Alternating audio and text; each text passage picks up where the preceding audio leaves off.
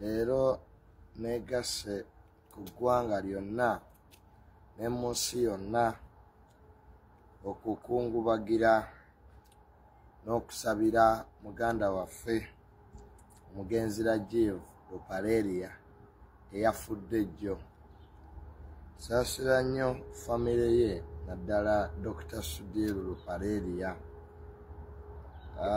Kyannaku era kikangabwa ky'amaanyi, naye ekyasinze okutiisa ensi lwaki okufa kwa Rajiv kuno kwatiisizza nnyo abantu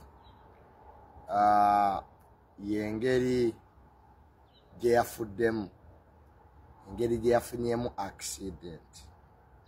Ekifo ekyo ekyobusaabala ekiri ku express highway edda e Munyonyi, awo wennyini mu kifo Rajiv bambi we yafunidde akabenje, abantu bangi bazze nga bafiirawo, ababoda bangi bazze nga babatomererawo, kubanga bannaffe abakola enguudo baateekawo biringa bigoma, piles bwe babiyita mu Luzungu, simanyi mu Luganda bye babiyita, ebyo ebigundi bye bateekawo okuziba ekkubo. So wojja ng'ovuga speed tobiraba kubanga amataala tegabikubamu, obiraba obituuseeko. So abantu ne bajja nga bakomplaininga nti bannange ebintu ebyo mubijje mu luguudo, kubanga express highway motoka ezibeerako nga bw'ogiwulira express ziba zidduka.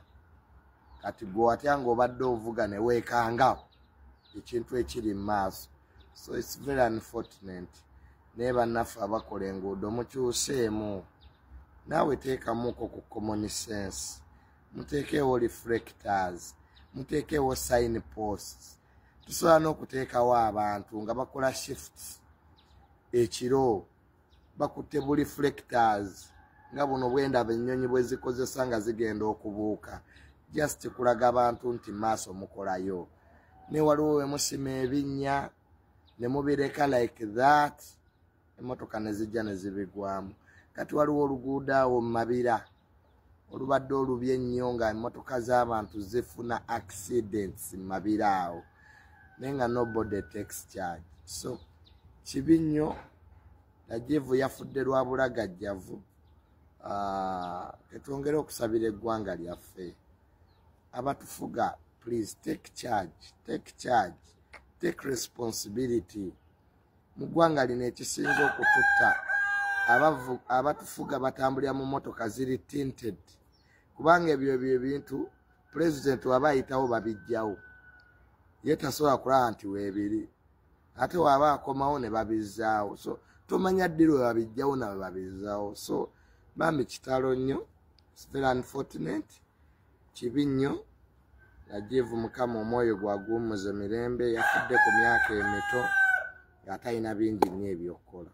So Mukama amulamuze sa.